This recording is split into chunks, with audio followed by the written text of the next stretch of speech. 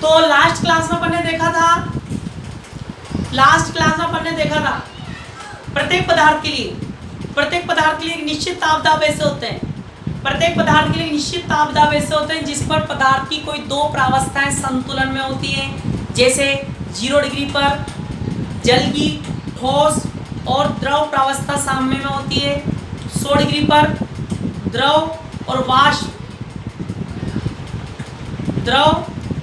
और गैस प्रावस्था क्या होती है, साम्य में होती है। और मैंने आपको ये भी बता दिया था कि प्रावस्था से आप क्या समझते हो और अवस्था से आप क्या समझते हो।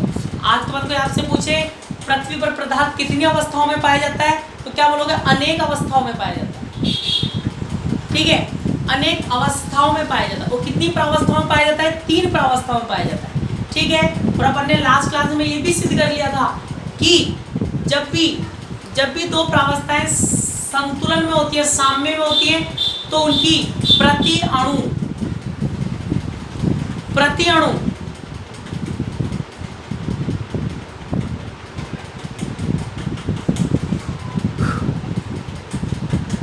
प्रति अणु गिब्स ऊर्जा क्या होती है बेटा, बराबर होती है। ये अपना लास्ट क्लास का अध्ययन था,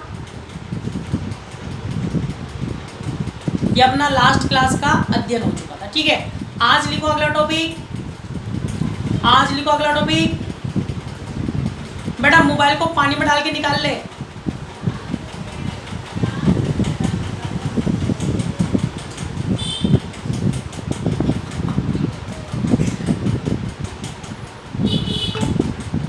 मेरी बात सुनो।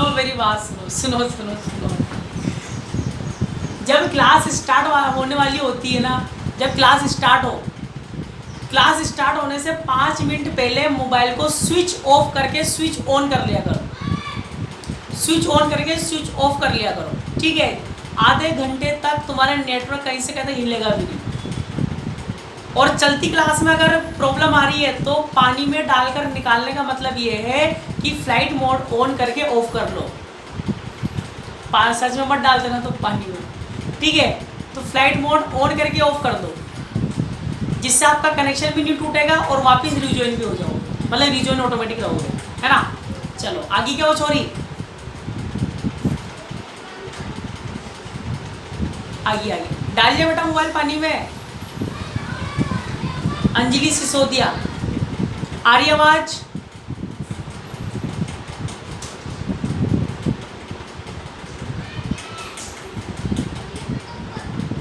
वेरी गुड, चलो। अब अगला टॉपिक लिखो। मैंने आपसे बोला था जो मैं आपसे बोलता हूँ वो मैं अपना वादा निभाता भी हूँ।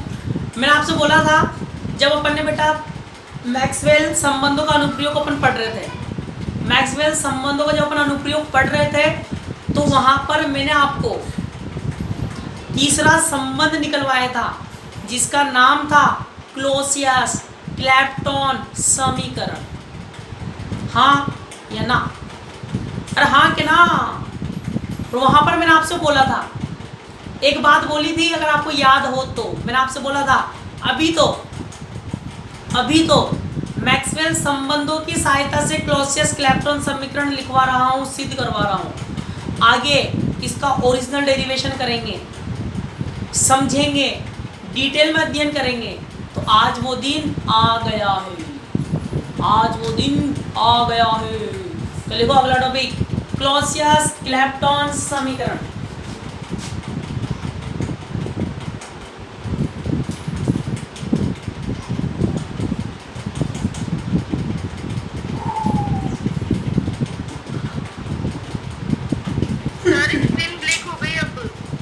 क्या बेटा, क्या हुआ?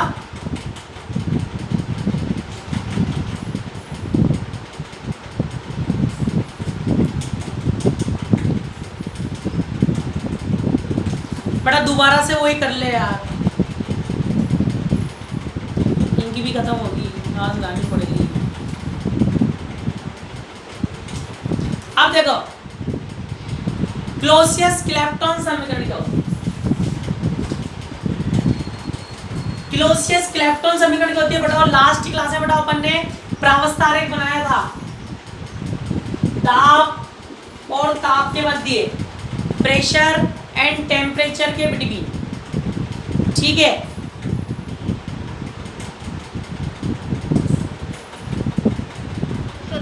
कैपिटल G1 और कैपिटल G2 के मध्य बनना चाहिए था ना। कैपिटल G1 और G2 के मध्य कैसे बनेगा बेटा? नहीं सर, मतलब G1 और G2 जैसे हमने प्रावस्था फर्स्ट के लिए लिखे ना, स्मॉल G1 G2, ये कैपिटल G1 G2 लिखूं यूं? कैपिटल G1 G2 होना चाहिए था ना बेटा। क्यों होना चाहिए बता? हाँ सर, डेरिवेशन देंगे एक बार और। प्रतिअणु किसको मुक्त ऊर्जा तो हाँ सर वो तो है कि small G1 equals to small G2 आ रहा है। हाँ। लेकिन सर जैसे हम देख रहे हैं ना, तो प्रतिअणु प्रावस्था फर्स्ट के लिए प्रतिअणु किसको मुक्त ऊर्जा है G1, वो तो सेम ही रहेगी ना सर हमेशा ही, क्योंकि उस स्पेशल अणु के लिए अगर प्रावस्था फर्स्ट में रहता है तो वो G1 रहेगी और प्रावस्था सेकंड में आएगा तो G2 रहेगी। तो हम G1 और लेस देन G2 और G2 लेस देन G1 कैसे लिख सकते हैं फिर सर? देखो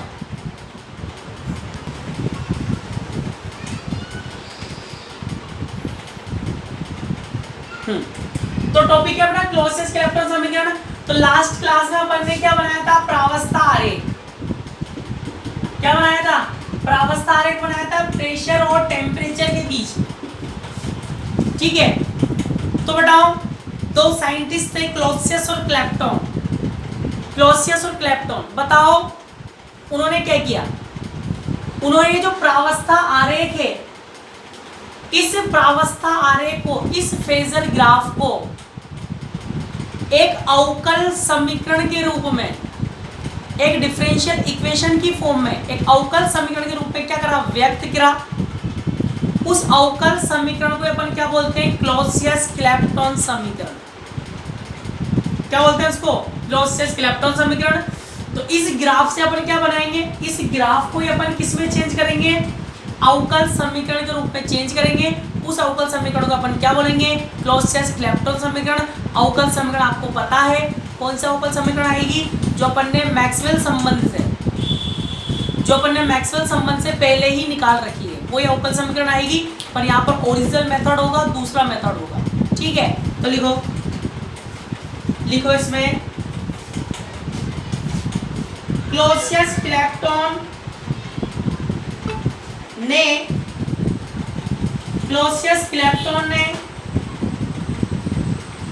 प्रावस्था संतुलन आरेख को, क्लॉसियस क्लैप्टन ने प्रावस्था संतुलन आरेख को एक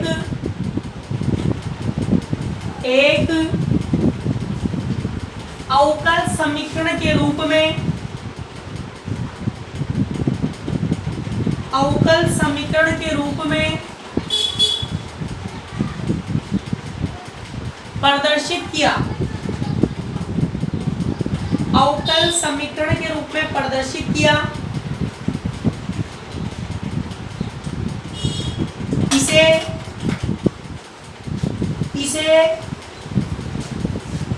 क्लॉसियस क्लैप्टन समीकरण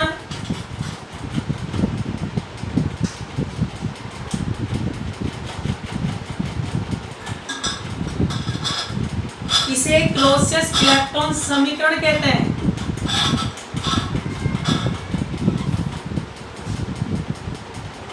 इसे क्लॉसियस क्लैप्टन समीकरण कहते हैं।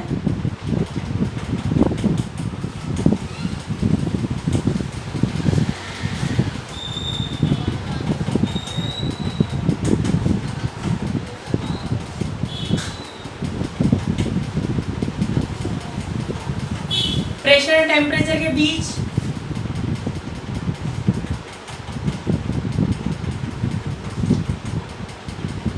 क्या खींचा अपन ने? प्रावस्था आरेख। तो बताओ, प्रावस्था फर्स्ट, प्रावस्था सेकंड, और जब दोनों सामने में होते हैं तो जीवन बराबर क्या होता है बेटा? प्रति अणु की ऊर्जा क्या होती है? बराबर। तो बड़ा ये तो मैंने जो प्रावस्था आरेख बनाया है इसमें मैंने आपको दो प्रावस्था संतुलन में बताई है। आपने क्या ऐसा ग्राफ देखा है क्या जिसमें तीनों प्रावस्थाएं संतुलन में हो? देखा है तुमने? देखा है? बताओ कौन सा है, कहां पर देखा था? बताओ। हाँ, कहाँ, कौन सा ग्राफ देखा था ऐसा जिसमें तीनों प्रावस्था है? फिजिक्स में 11th में। अच्छा, वेरी गुड।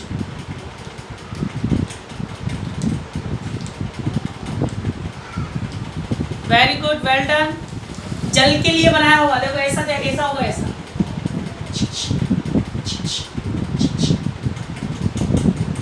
ठोस, द्रव, गैस, पीवी। ये होता है जल के लिए। कोई कहे सर ये दो ही होती है क्या सामने में? नहीं बेटा, तीन भी हो सकती हैं, ठोस, द्रव, गैस। ठीक है, फॉर एग्जाम्पल बता देता हूँ, प्रैक्टिकली बता देता हूँ। प्रैक्टिकली कैसे देख सकते हो? ठोस और द्रव को देखना हो सामने में, ठोस और द्रव को सामने में देखना है तो क्या करो? बर्फ की ट्रे निकालो, पानी भर दो, ट्रे को रख दो। आधे घंटे बाद निकालोगे तो ऊपर ऊपर बर्फ रहेगा, नीचे नीचे पानी रहेगा। मतलब पानी धीरे धीरे किसमें बदल रहा है? बर्फ में बदल रहा है। उसको थोड़ी देर और रखा रहने दोगे तो पूरा पानी बर्फ में बदल जाएगा। और ट्रे को बाहर निकाल के रख दोगे तो पूरा पानी जो बर्फ बना हुआ था वो भी पानी बन जाएगा। तो ऊपर ऊपर बर्फ है, नीचे नीचे पानी है, तो उसको अपन बोलते हैं ठोस और द्रव प्रावस्था साम्य में। क्योंकि उसके बाद टेम्परेचर कम करोगे तो पूरा ठोस बन जाएगा, उसके बाद टेम्परेचर बढ़ाओगे तो पूरा द्रव बन जाएगा। ठीक है, तो उस स्थिति में ठोस और द्रव साम्य में रहते हैं। कोई कहे सर मुझे द्रव और गैस का बताओ, तो द्रव और गैस का देख लो। एक भगोना लो, भगोने को कहाँ रख दो? गैस पे चढ़ा दो, गैस पे चढ़ा दो, ढक्कन ढक दो। ढक्कन ढक दोगे, आधे घंटे बाद या 15 मिनट बाद आप देखोगे तो उसमें नीचे से बुलबुले उठने स्टार्ट हो जाएंगे, नीचे से बुलबुले ऊपर आने लग जाएंगे। समझ जाओ ठोस और द्रव और गैस साम्य में आ गई। उसके बाद भी अगर आप ताप बढ़ाओगे, उसके बाद ताप बढ़ाओगे तो भाप बनकर, पूरी भाप बन जाएगी, भाप बनकर ऊपर उड़ने लग जाएगा पानी। और अगर ताप कम कर दोगे तो वो जो बुलबुले थे वो समाप्त हो जाएंगे, पानी ठंडा हो जाएगा। तो जैसे बुलबुले नीचे से ऊपर आने लग जाए, समझ जाओ कि द्रव और गैस प्रावस्था क्या आ गई? साम्य में आ गया। कोई केस सर आपने ठोस द्रव का बता दिया, द्रव गैस का बता दिया, ठोस गैस का बताओ। तो ठोस गैस का देखो, तो ठोस गैस में क्या होता है बेटा? जहाँ पर बर्फ बनती है, बड़े बड़े कंटेनर होते हैं ना बर्फ के, जहाँ बर्फ बनती है, तो जब उन बर्फ को किसी कार्टून में या कहीं बॉक्स में रखते हैं, तो जब उस बॉक्स को अपन खोलते हैं तो उस बॉक्स में से क्या निकलता है? धुआं। क्या निकलता है? धुआं। डीप फ्रीज, डीप फ्रीज में आप जानते हो, डीप फ्रीज, उसमें आप बर्फ रख दो, जमा दो बर्फ, जैसे उसको आप खोलोगे तो क्या निकलेगा? धुआं। धुआं नहीं होता, वेपर होती है वो, वेपर। क्या होती है वो? वेपर होती है। ठीक है, तो वेपर होती है, तो इसका मतलब वहां ठोस और गैस प्रावस्था क्या है? साम्य में। ठोस और गैस प्रावस्था क्या है? साम्य में। और जहां पर ये तीनों मिल जाए, जहां पर ये तीनों एक साथ दिख जाए, कहाँ दिखती है? कश्मीर में चले जाओ, कश्मीर में तीनों एक साथ दिखेंगे। वहां पर झील को, नदी को आप देखोगे, ऊपर रहेगी बर्फ, नीचे रहेगा पानी और धुआं भी उठता रहेगा, वाष्प भी निकलती रहेगी। तो वहां पर तीनों प्रावस्था क्या है? साम्य में। जब तीनों प्रावस्था साम्य में होती है उसको बोलते हैं, क्या बोलते हैं? त्रिक बिंदु। क्या बोलते हैं? त्रिक बिंदु बोलते हैं। ठीक है, तो यहाँ पर अभी अपन सिर्फ दो की ही बात कर रहे हैं। चलो अब बताओ, अपन जानते हैं इस ग्राफ संतुलन में इस पर जितने भी बिंदु होंगे, दो बिंदु ले रहा, इस ग्राफ पर प्रावस्था आरेख पर जितने भी बिंदु होंगे उन सब पर प्रावस्था और सेकंड दो प्रावस्थाएं क्या रहेंगी? संतुलन में रहेंगी। दो बिंदु पर विचार किया, ए का दाब कितना है? P, टेम्परेचर कितना है? B की बात करता हूं, B पर कितना है बताओ? P plus dP। ताप में क्या हो जाएगी? वृद्धि, और अल्प वृद्धि को किससे दर्शाते हैं फिजिक्स में? अवकलन से। और टेम्परेचर कितना हो जाएगा बताओ? T plus dT, T plus dT। तो इतना बनाओ फिर आगे चले।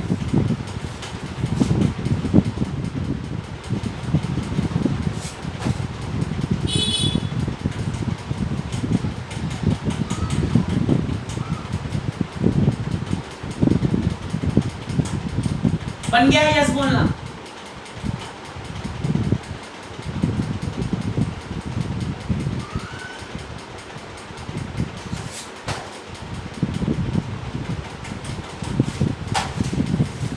चलो अब बेटाओ ध्यान से देखना, क्या लिखूंगा? ए बिंदु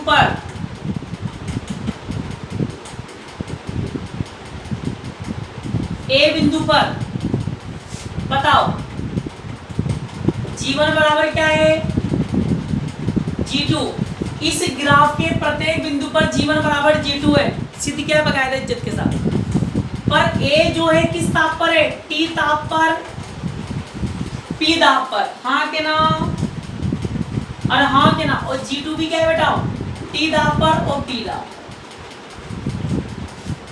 A बिंदु पर G1 बराबर G2, PT और PT।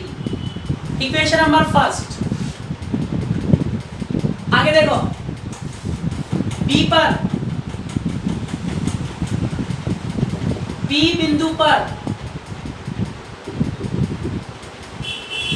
पर भी G1 बराबर क्या है बताओ? G2 है।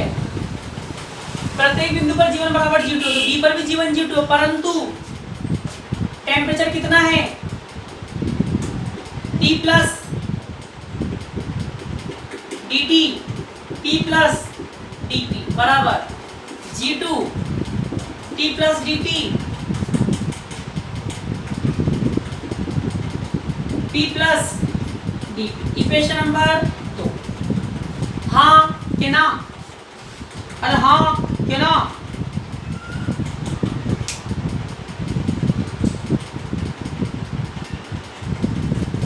अब बेटा बिल्कुल ध्यान सुनना,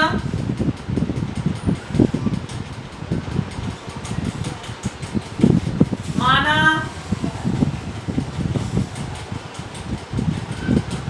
ताप में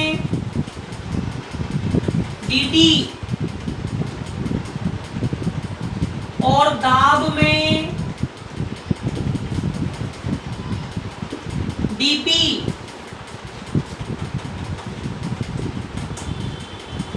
वृद्धि करने पर G1 व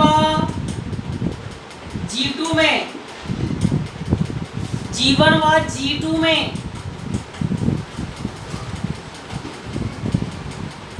वृद्धि Dg1 व Dg2 हो तो, ध्यान सुनना बिल्कुल। अब बेटा मुझे बताओ, ए बिंदु पर G1 बराबर G2 है, ठीक है? T और P दाब पर, T टेम्परेचर, P प्रेशर पर, जैसे ही अपन ने, बिल्कुल ध्यान सुनना है एक चीज, जैसे बेटा अपन ने B बिंदु की बात करी, बताओ B पर दाब भी बढ़ गया, कितना बढ़ा? dP दाब बढ़ गया, ताप भी बढ़ गया, कितना बढ़ गया? dt ताप बढ़ गया, ठीक है? तो अपन जानते हैं गिब्स मुक्त ऊर्जा का फॉर्मूला, या गिब्स मुक्त ऊर्जा ताप और दाब पर क्या करती है? निर्भर करती है। जब तो अपने ग्राफ बनाया, तो बेटा जब ताप दाब में वृद्धि हो रही है, तो G1 G2 में भी क्या होगी? वृद्धि होगी। अगर ताप दाब में अल्प वृद्धि होगी, तो G1 G2 में भी क्या होगी? अल्प वृद्धि होगी। अब याद है, अब तुम क्या कहोगे कि सर अगर G1 G2 में अल्प वृद्धि है, तो आपने B पॉइंट पर G1 बराबर G2 क्यों लिखा? तो बताओ मैंने वृद्धि को दर्शा दिया, देखो ताप और दाब के रूप में वृद्धि दर्शा रखी। ध्यान सुनना, इसको दूसरी तरीके से और क्या लिख सकता हूँ, बिल्कुल ध्यान सुनना। तो बताओ B बिंदु पर जैसे ताप दाब बढ़ेंगे, G1 G2 में भी क्या होगी? वृद्धि होगी। अब इसे मान लो यहाँ पर गिब्स ऊर्जा थी 10, यहाँ पर गिब्स ऊर्जा कितनी थी, मान लो ए बिंदु पर गिब्स ऊर्जा है 10, ध्यान सुनना बिल्कुल। और बेटा यहाँ पर बी बिंदु पर गिब्स ऊर्जा हो गई 12, कितनी हो गई, 12 हो गई। तो बता इस 12 को मैं क्या लिख सकता हूँ, या तो मैं 12 लिख दूं, या फिर मैं क्या लिख सकता हूँ 10 + 2 भी लिख सकता हूँ। हाँ के ना, अरे हाँ के ना,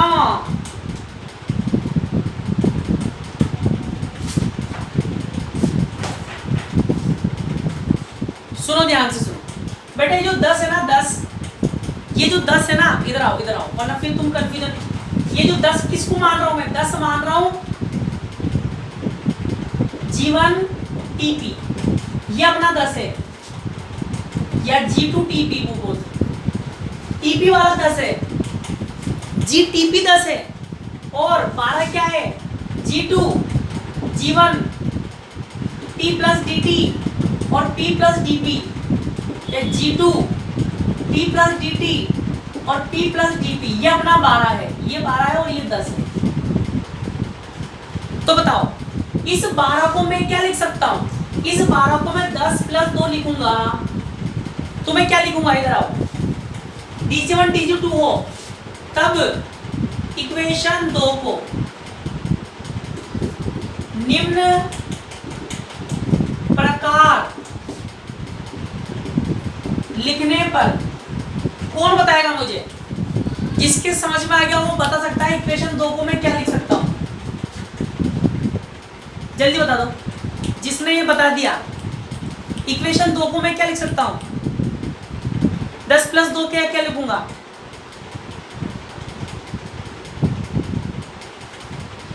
जल्दी बताओ Bablu.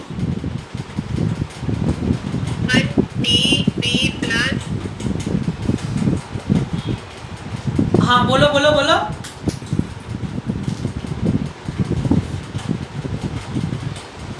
Well done, very good बेटा। तो 10 तो ये है ना अपन का, क्या लिखूंगा, ग्राफ का काम तो है ही नहीं।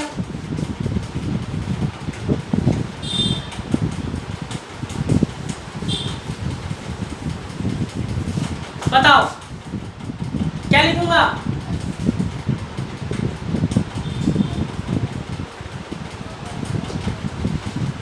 G1 TP, ये हो गया अपना 10, ये हो गया 10, वृद्धि कितनी है 2, ये क्या हो जाएगा Dg1, हो गया ना 10 + 2।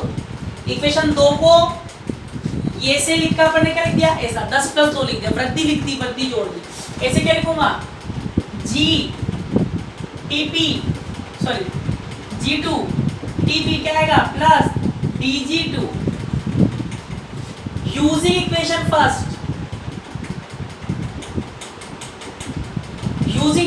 बताओ G1 G2 बराबर है तो क्या आएगा, Dg1 बराबर क्या आएगा बताओ, Dg2, इक्वेशन नंबर 3। पहले यहां तक छापो फिर आगे चलेंगे, छपते ही यस बोल देना। अब बताओ क्या लिखेंगे, बताओ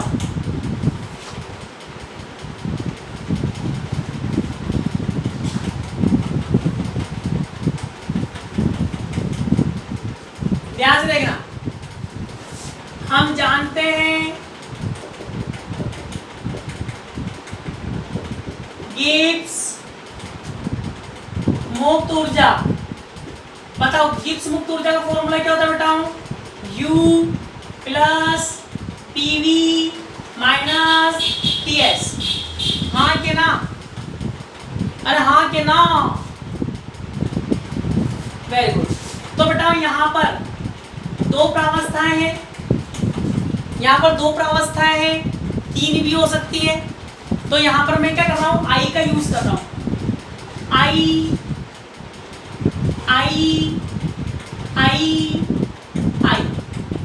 I बराबर 1 रख दोगे, I बराबर 1 रख दोगे तो क्या बन जाएगा, पहली प्रावस्था के लिए हो जाएगा, I बराबर 2 रख दोगे तो दूसरी प्रावस्था के लिए हो जाएगा। ठीक है, ये इक्वेशन 3 अब यहाँ पे छोड़ दी। अब ध्यान से देखना, गिब्स मुक्त ऊर्जा I बराबर 1 रख देंगे तो 1 की जगह 2 रख देंगे करेंगे तो 2 करेंगे, ठीक है। अब आपके माइंड में क्वेश्चन आ रहा होगा, सर आपने आई तो लगायो, फिर मास्टर आपने आई तो लगा दियो, सर आपने पी और टी पर आई लगाना तो भूल ही गए, है ना? कि सर आप पी और टी पर आई क्यों नहीं लगाया? पूछो क्यों?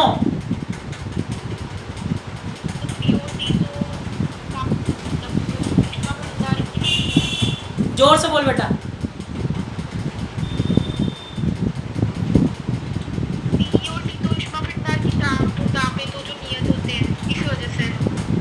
बड़ा ऊष्मा भंडार का तो रोल खत्म हो गया, ऊष्मा भंडार का कोई रोल नहीं है। सुनो, पी और टी पर क्यों नहीं लगाया? सुनो, पी और टी, यार मैं शुरू से बोलता आ रहा हूं, प्रत्येक पदार्थ के लिए निश्चित ताप दाब ऐसे होते हैं जिस पर 2 प्रावस्था संतुलन में होती है। ये पी और टी क्या है? निश्चित है, निश्चित कांस्टेंट है। जब इनमें आई लगा दोगे तो फिर प्रावस्था कहाँ संतुलन में रहेगी बबलू? 100 डिग्री पर रहेगी या 0 डिग्री पर रहेगी? क्या 10 डिग्री पर रहेगी? क्या 20 डिग्री पर रहेगी? क्या नहीं रहेगी? तो पी भी तो कांस्टेंट है, सॉरी पी टी तो कांस्टेंट है, निश्चित ताप दाब है, ग्राफ बना है, निश्चित ताप दाब है, इसीलिए, ठीक है। अब बेटा आगे क्या करेंगे? देखो, Ni का भाग देने पर, Ni का भाग दे रहा हूं, मतलब कुल अणुओं की संख्या का भाग लगा रहा हूं, मतलब कुल अणुओं की संख्या का भाग लगाऊंगा। Gi upon Ni, Ui upon Ni, Di upon Ni,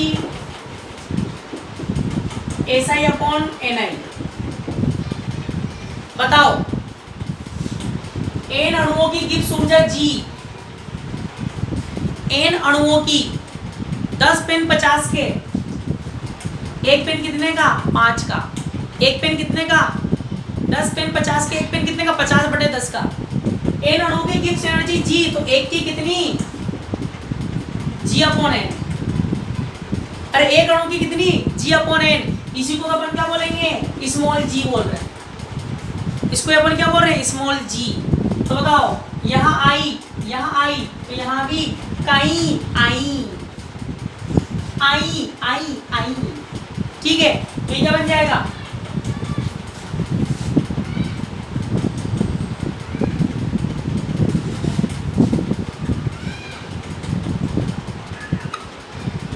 चले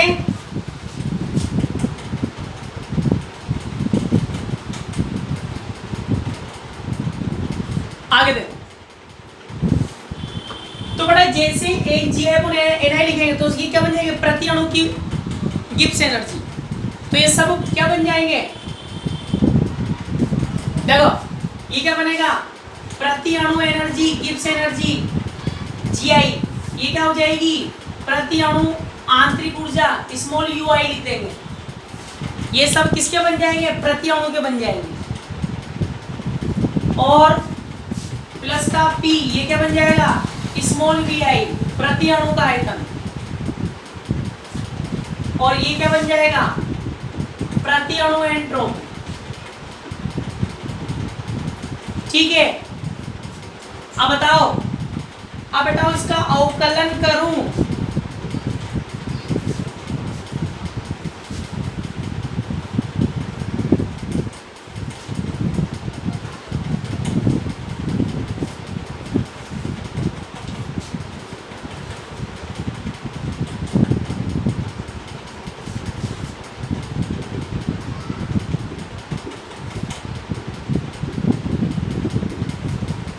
अवकलन करने पर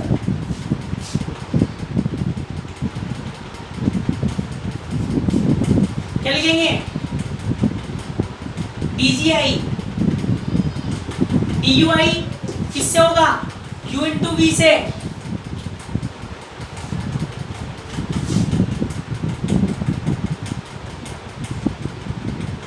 अब सुनो, किससे करेंगे? u इंटू v से, u इंटू v से करेंगे, क्योंकि बेटा अपन ने क्या लिखा है, ताप में वृद्धि हो रही है, ताप में वृद्धि हो रही है, दाब में भी क्या हो रही है, वृद्धि। ताप और दाब बदल रहे हैं, ताप और दाब क्या है, बदल रहे हैं। क्या लिखेंगे, P dVi plus V I dP, फिर क्या आएगा, माइनस का TdSi और माइनस का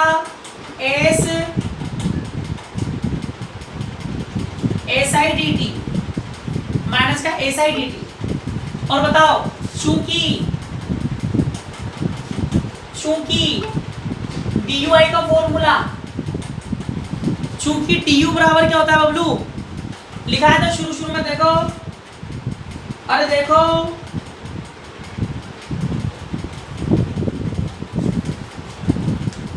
मुझे पता था बेटा, सुनो ध्यान से सुनो, ध्यान से सुनो। यहाँ GI UI, यहाँ मैंने IQ नहीं लगाया, पहले तो वो समझो, IQ नहीं लगाया वो समझो, अवकलन क्यों कर रहा हूँ वो भी समझो। बताओ मैंने IQ नहीं लगाया, अभी मैंने आपको रिप्लाई भी किया था, मैंने IQ नहीं लगाया। बताओ, निश्चित ताप दाब ऐसे होते हैं जिसमें दो प्रावस्था संतुलन में है, निश्चित ताप दाब है, निश्चित ताप दाब है, संतुलन में है, हाँ TDS माइनस PdV, ठीक है। अब बेटाओ जब अपन अवकलन कर रहे हैं, अपन जब अवकलन कर रहे हैं, पहले मेरी बात सुनो, पूरी बात सुनो। अवकलन क्यों कर रहे हैं अपन, बताओ। जब अपन A से B पर गए, A से जब अपन B पर जा रहे हैं, A से जब अपन B पर जाएंगे तो दाब में वृद्धि हुई dP, ताप में वृद्धि हुई dT, हाँ या ना।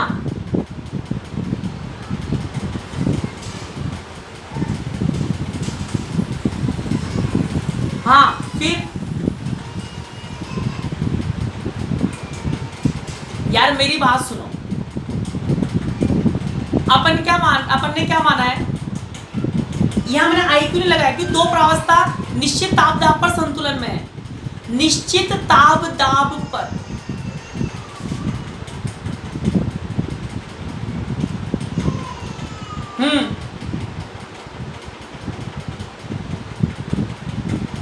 निश्चित ताप दाब पर संतुलन में है।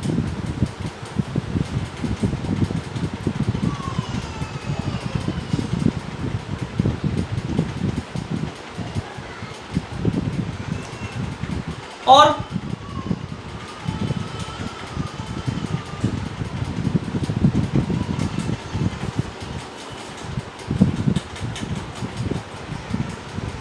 ध्यान सुनना, अगर मैं बेटा यहां से 1 लिखूंगा तो पहली प्रावस्था हो जाएगी, 2 लिखूंगा तो दूसरी प्रावस्था हो जाएगी।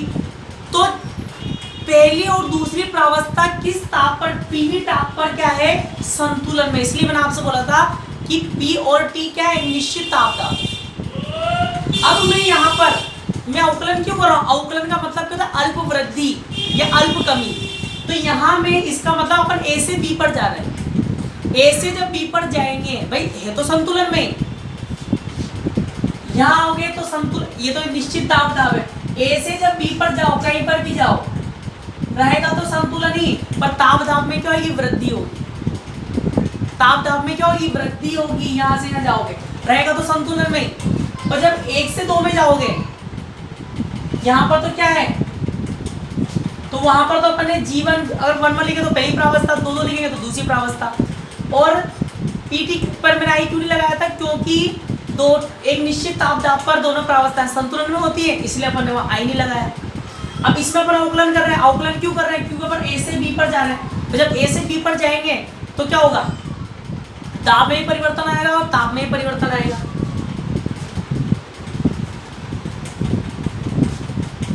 du का मान, du बराबर क्या था, du बराबर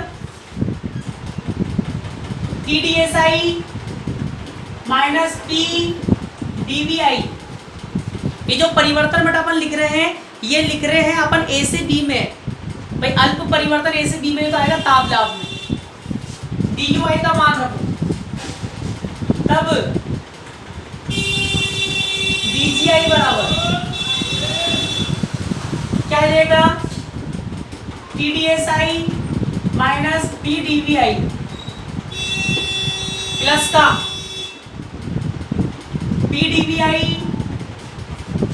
प्लस का VIDP माइनस का TDSI माइनस का SIDT। अब बताओ, प्लस का माइनस का, प्लस का माइनस का, तो DGI बराबर क्या आ गया, DGI बराबर VIDP माइनस SIDT। कौन सी इक्वेशन आएगी जल्दी बताओ, कौन सी इक्वेशन आएगी,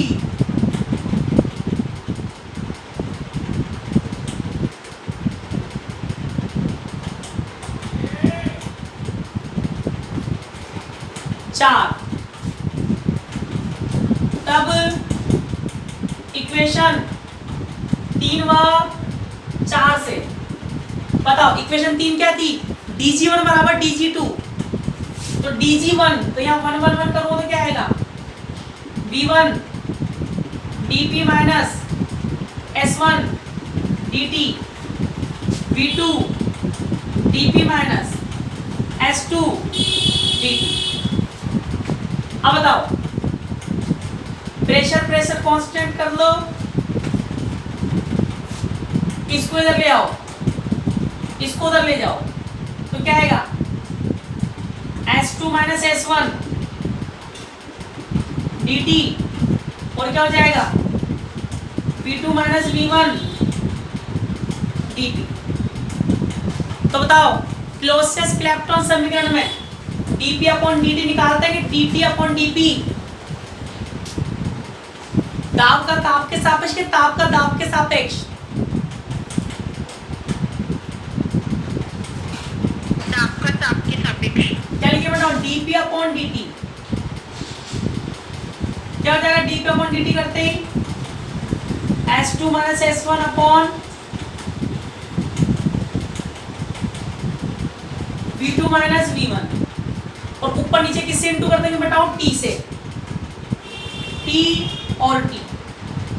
तो देखो ये दिख गया होगा आपको, ये अपनी ऊष्मा बन गई, क्या बन गई, हीट बन गई, कौन सी, गुप्त ऊष्मा, क्योंकि dq बराबर क्या होता है, ms dt, m बराबर 1 हो तो dq बराबर क्या होता है, s dt, s into t क्या होती है, हीट। तो क्या लिखते हैं अगली स्टेप में, गुप्त ऊष्मा। यहां तक लिख लो, इसके आगे कल करेंगे बेटा, लिखते ही यस बोल देना।